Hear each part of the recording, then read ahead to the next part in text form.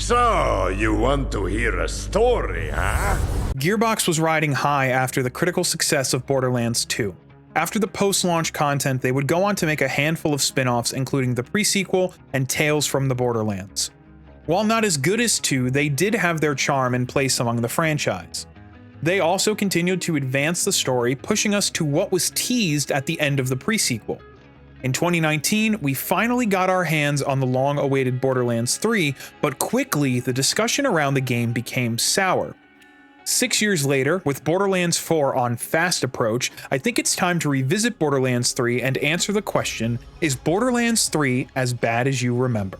Borderlands 3 opens the same way as its predecessors do, with Marcus telling us a story.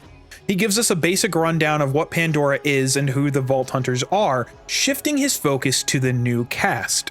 Lilith has put out a call to action looking for Vault Hunters to help her find a map to the vaults hidden around the galaxy. This is where our 4 characters come into play, but something sinister has been pulling the strings on Pandora deep within the shadows. Cut to the intro cinematic where we are introduced to our 4 heroes arriving at the meeting spot, and unfortunately the place is overrun with bandits and things turn into a good old-fashioned bar fight. It's here where we meet Flack the Beastmaster, Mose the Gunner, Amara the Siren, and Zane Flint as himself. After the dust settles, Marcus pulls up in his bus asking who's hopping on board. Borderlands 3 is the first Borderlands game since the first game to not have any Vault Hunters added post-launch. Borderlands 2 had Gage the Mechromancer and Krieg the Psycho, and the pre-sequel had Aurelia the Baroness. But Borderlands 3 sticks to only 4. From here, we jump to character selection, and much in the same fashion of Borderlands 1, Marcus will give a quippy description of each of the Vault Hunters as you hover over them. Gone is the static menu of Borderlands 2, which in my opinion is a welcome change. Borderlands 3, as you'll notice throughout the rest of the video, gives a lot of nods to Borderlands 1. This can be seen as early as the intro cutscene with Marcus, and it feels like Gearbox was really trying to draw in new fans as well as trying to please old ones. Once you've selected your Vault Hunter, it's time to board the bus, and what I enjoy about Borderlands 3 is that your character is actually vocal. During the ride, Marcus will ask questions to you, and whichever character you pick will respond in their own unique fashion.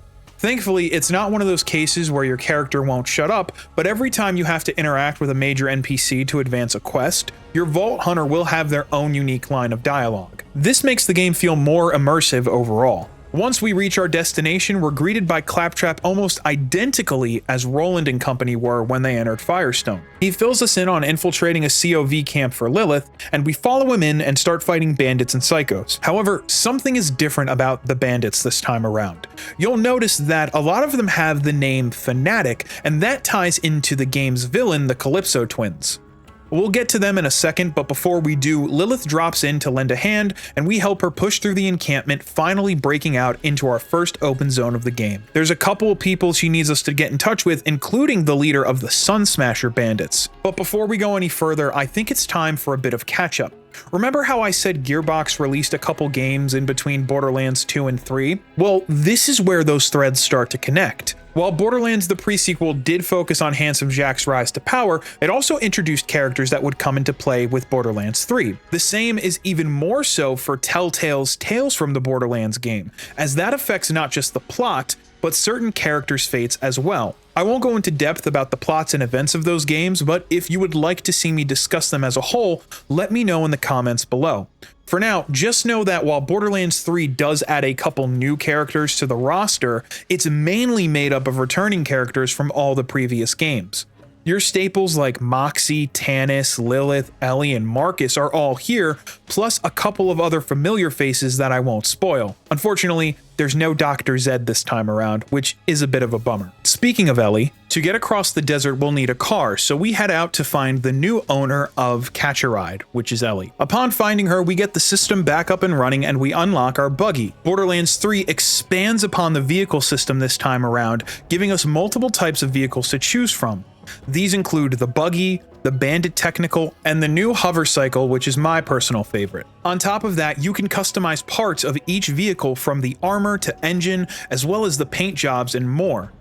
With a vehicle in hand, we head out to find the Sun Smashers, and upon entering their camp and fighting off resistance, we're met with the familiar face of Vaughn. For those of you who went straight from Borderlands 2 to Borderlands 3, you won't recognize him, because he appeared in Tales from the Borderlands and the Commander Lilith DLC from Borderlands 2. Before he heads back to Lilith, he fills us in on the Calypso twins and how his gang turned against him. After helping him, we head back to Lilith and she gives us orders to take out one of Tyrene's lieutenants, Mouthpiece, and to find the vault map. Speaking of the twins, I think it's time we address one of the biggest criticisms of the game, and that's its writing and villains. Handsome Jack is praised to be one of the best written villains of all time, and he's arguably one of, if not the reason Borderlands 2 is so loved. Gearbox tried to recreate Jack when making the villains for Borderlands 3. Tyrene and Troy Calypso are two Siren live streamers, yes, you heard that right, who've amassed a huge following by getting any and all bandits to fight for them, thus creating the cult of the Children of the Vault, or COV. Throughout your journey, they will constantly butt in over the EchoNet and try to antagonize you in the same fashion Jack did. Remember when he would always refer to us as bandits? Well, Tyrene always refers to us as the Vault Thief, which makes no sense when you think about it because the 4 Vault Hunters haven't found one yet. There are even multiple times they drop in physically at the end of missions to cause havoc and move the plot forward, but the reason why this doesn't work is because the writing fails them. And not just them, but the entire cast as well. Gearbox pushed hard into internet humor and pop culture references this time around, and in doing so they lost the nuance to the characters and world that was already established. Let's take Vaughn for example. In the previous games, Vaughn was this shy, nerdy character that slowly came into his own by the end of Tales from the Borderlands. Here, he's a generic dude bro that's obsessed with his abs and doing push-ups. It's not even done in a satirical way. His character is dead serious about this stuff. And this goes for other characters as well. Claptrap has always been annoying, and that's part of his charm. In fact, in Borderlands 2, it's a running gag that no one wants to hang out with him, even on his birthday, except for the Vault Hunter. Here, they make him just obnoxious, but without the charm. I will say, however, that the writing isn't completely terrible. It can be cringy at times, yes, but it was never anything that made me want to turn the game off. What was frustrating as someone who was familiar with the characters and their personalities is that some of them just get written too over the top. But characters like Moxie, Marcus, Ellie, and Lilith, they still feel just as authentic as they did in previous games. The biggest downgrade realistically is how the twins are written. If anyone is too over the top, it's them. It feels like Gearbox tried really hard to make them stereotypical quote-unquote internet personalities just to try and make them funny. But what made Jack so great was that he was witty, sarcastic, and still a threat. Jack was always looming overhead, and you knew that he had all the power and all the money, and it was a constant struggle to take him and Hyperion down right up to the end. The twins, even with siren powers and an army of psychos, don't come anywhere close to that level, which is a shame because towards the end of the game, they could have made Tyrene so much more threatening. But that's for later. Let's get back to the vault map. We head into the propaganda center and deal with Mouthpiece and his team to find the map Lilith needs. The problem is it's not charged, so there's only one person who can handle that. Enter Dr. Patricia Tannis. We meet Lilith at Tannis's camp and defend her while she fixes the map. Once completed, Lilith and Ellie need help gathering parts for some sort of ship. Throughout our journey so far, Lilith and Ellie both make remarks about getting a ship together. So we go out to find the missing pieces and return them just to be confronted finally by Tyrene and Troy. After their face-off with Lilith, we board the ship aptly named Sanctuary 3 and head out into the stars, thus beginning a race against the Calypsos to find the vaults. One thing Borderlands 3 does is expand the universe of Borderlands. Borderlands 1 and 2 were on Pandora, and the pre-sequel was on Elpis, Pandora's moon, and the Hyperion base surrounding it. Borderlands 3 is not only on Pandora, but on a handful of planets surrounding it. If you remember back at the end of Borderlands 2, Lilith is shown a map of the system with locations of different vaults marked on it. The pre-sequel has an interaction with an Iridian Guardian where they warn that war is coming to Pandora. Now, whether Borderlands 3 pays off that war story thread is up for debate, but what it does pay off is the other vaults on all of the different planets. Sanctuary 3 is our main hub for the game, where Borderlands 1 had us go back to different outposts, and Borderlands 2 had Sanctuary to constantly return to. The ship in Borderlands 3 takes up that mantle. There's plenty of different things to do while here. For starters, this is how we'll travel to the different planets, which consist of Promethea, Athenas, Pandora, and more.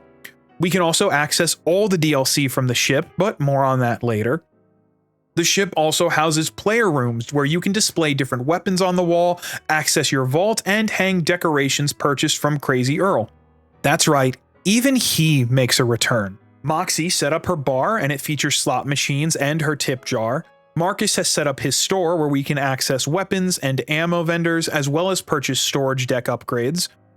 If you remember, in Borderlands 2, SDUs were purchased with Iridium. This time around, however, you can just use cash with each upgrade costing more. With that being said, Iridium isn't gone. If you head down to the cargo bay, you'll find Crazy Earl who will trade you for Iridium. He's got new color styles for your outfit, new head customizations, weapon skins, echo skins, weapon trinkets, and the aforementioned decorations for your room. He even has his own vending machine that sells epic weapons and gear. Also in the cargo bay is Ellie, where you can see the different rare parts that you can find out in the wild. Which brings me to the next biggest change to Borderlands. It's open world.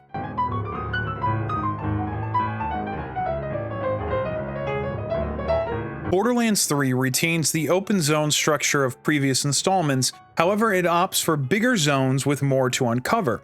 While Borderlands 2 had vault symbols, echo logs, and the occasional hidden boss, Borderlands 3 does all of that and adds even more new stuff to collect. Let's start with the vehicle parts I just mentioned. In Borderlands 3, you can hijack a vehicle from enemies by walking up to it and pressing the Get In button. On PlayStation, it just happens to be square. You can then bring that vehicle to any catch-a-ride station, and if it has a new part, that part will be unlocked for your personal use. But that's not all, because there are unique vehicles hidden throughout the zones, each with a unique part to salvage. When you get close, it will appear blue on your minimap and Ellie will make a remark that it's nearby and what part it has. Once you find it, get in and take it to any catch-a-ride system. But there's more than just hijacking cars. Every zone contains hidden echo logs left behind by Typhon de Leon, the first Vault Hunter. This depicts his journey throughout the galaxy, adding lore and backstory to each of the planets. There's 3 in each zone, and once you find all 3, a weapon cache will unlock for you to hunt down and claim your spoils. There's also bounty targets, Iridian ruins, dead claptraps, and even more out there to discover. Most of the collectibles are tied to different characters who sometimes reward you for helping them out.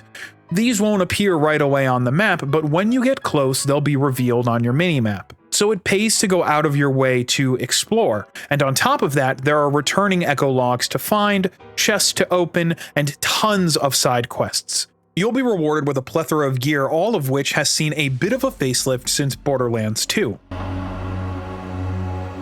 Borderlands 3 keeps the same inventory setup as previous games. You can equip 4 weapons, a shield, a grenade, a class item, and an artifact.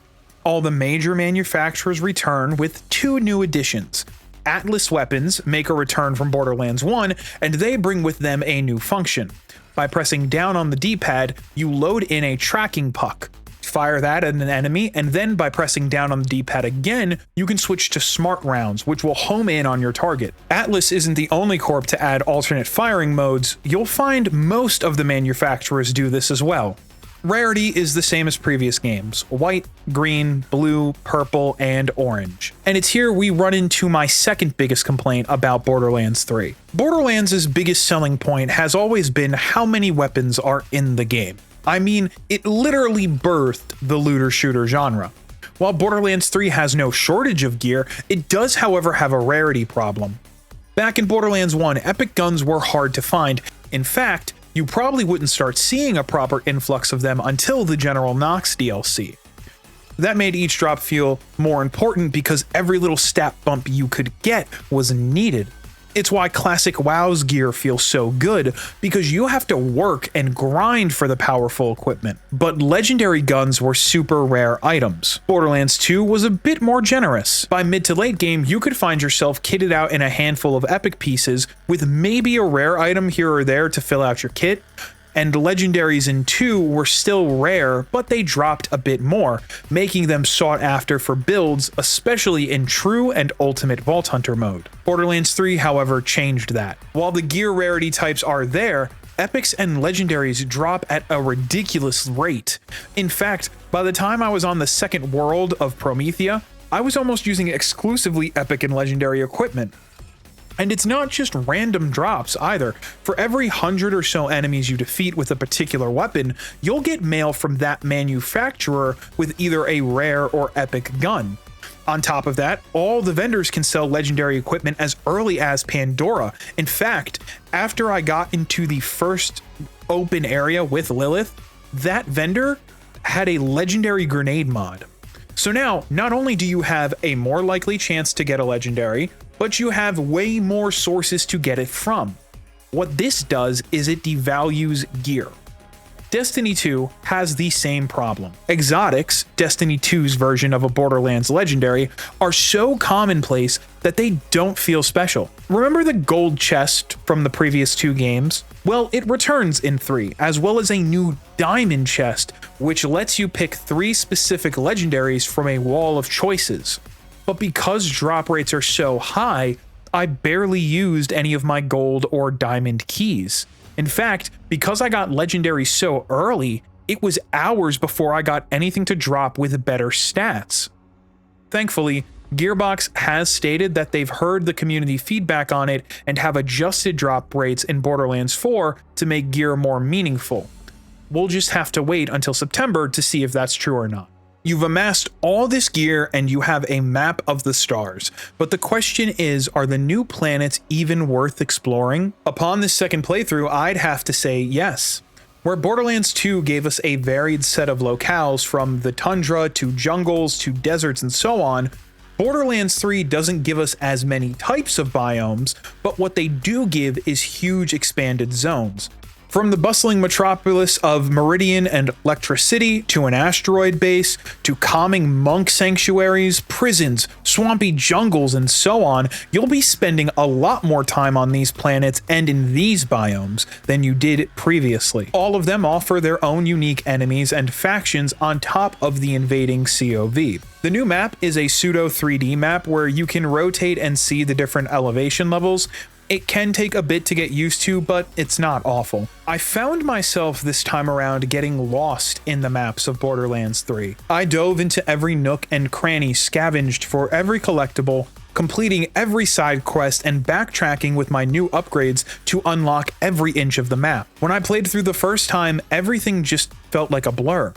So upon revisiting the game, the first handful of hours did feel similar, but it wasn't until I opened the vault on Promethea and headed to Eden 6 that I truly got the itch to throw myself into the game, and I couldn't be happier. At the time of writing this, I ended up buying the Ultimate Edition because it was on sale for $25. The amount of DLC you get is absolutely insane. Since I didn't play any of the DLC, I'm looking forward to it. And it's funny because when I was trying to gather interest in doing a co-op playthrough for this review, I couldn't find anybody that wanted to give it another shot. But in doing so, I realized that, minus the 2 gripes I stated earlier, this game is extremely fun to play. The movement and combat have been upgraded since previous titles. You can slide, mantle, use 2 action skills at once, and it makes for a fast-paced, hectic time. Although they are plentiful, the legendaries are extremely fun to use. I had a sniper at one point that upon defeating an enemy, it would spawn a mini volcano that would shoot meteors out of it. Upon doing all the side quests, I realized that it made the overall narrative for the game more enjoyable because of how they fleshed out the characters. Now, it doesn't make the writing that much better and the dialogue is still hit or miss, but what they do is expand on the conflict between the Crimson Raiders and the COV, as well as expand on the Calypsos and give more context to what they're doing and in some cases, how they did it. There's still more I haven't delved into because there's more post-game features like Guardian ranks, which is an evolution of previous games' badass ranks. All that being said, let's check back in with Lilith and company. After opening the vaults and playing cat and mouse with the Calypsos, we finally reach the fable world of Necrodefeo. Here we're greeted to Tyrene's true goal. Throughout the game, we've witnessed her siren ability of leeching and watched as she consumed powerful abilities. It's revealed that Pandora itself is the Great Vault, and Elpis, Pandora's moon, is the key. Tyrene uses Troy to pull Elpis towards Pandora, so back on Necrodefeo, we use Iridian tech to close Pandora as Tyrene has started to open it. Tyrene shows up to stop us, and with our plan now thwarted, she makes her way there to reopen it and leech the power of the Destroyer from the first game. All of this in an attempt to become a god. After fighting off more of her crazed psychos, we head back to Pandora, ready for a final confrontation with Tyrene herself. We come face to face with the fused abomination of Tyrene and the Destroyer, and after an intense fight, we dispatch her. There's just one problem. Elpis is still headed straight for the planet. So in one last-ditch effort to save everyone, Lilith uses her Firehawk abilities she's regained to fly to Elpis. This is very reminiscent of Goku using instant transmission to take Cell off of Earth in Dragon Ball Z. In a flash, Elpis and the Siren are gone, with only the Firehawk symbol remaining in the sky. The first time I played through this ending, it had me furious. It felt hollow. I believed at the time that Gearbox didn't earn a hero send-off for Lilith. Now, you can call it revisionist history if you want, but after playing through all of the base game again and really paying attention to the story and the world, while not perfect, the ending is solid. With the Calypsos handled, there's still plenty to do in-game. Besides cleaning up any of the side content, there's 2 endgame modes you can access. True Vault Hunter mode makes a return this time, mainly as a New Game Plus mode, and instead of Ultimate Vault Hunter mode, Borderlands 3 introduces Mayhem mode. Mayhem mode increases the difficulty of the game and adds modifiers to enemies and the world to make everything a bit more challenging. It's also in turn increases the rewards, so if you wanted to farm anything out, this is the place to do it. There were also seasonal events that happened post-launch, which brought their own unique rewards, and thankfully you can toggle these events on and off from the main menu, allowing you to play them and earn their sweet loot. There are new battle passes called Vault Cards, which have their own unique rewards and cosmetics tied to them. There's 3 in total, and you don't have to worry about any FOMO because all the gear is still earnable to this day. I mentioned earlier that I bought all the DLC, and post-launch, Gearbox definitely supported Borderlands 3. There are 6 major DLCs, and they include Moxie's Heist of the Handsome Jackpot, Guns, Love, and Tentacles, Bounty of Blood, Psycho Krieg and the Fantastic Flustercuck, the Designer's Cut, and the Director's Cut. On top of that, each Vault Hunter got a 4th skill tree added to the game. I won't lie, I did not think I was going to enjoy Borderlands 3 as much as I did. In fact, I came off of the Borderlands 2 video thinking I was going to burn out on it. When I played it at launch, I thought the game was okay. But upon looking back, I realized that the environment in which I played it then was not the best. So after sinking hours into it again, I've realized that while the game has its flaws, there's still more than enough fun to be had.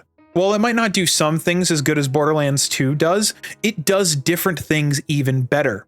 It's easy to see how Gearbox wanted to push for a bigger entry this time around. When looking at its stories, the biggest critique is in the writing, especially if you only focus on the main campaign. But if you take the time to explore and do the side content, what you end up finding is a game that really expands on its world. Borderlands 3 builds upon what's already been established while adding depth and layers to ideas and aspects of the universe that previously hadn't been explored. We get a great insight into how the corporations work and interact with each other.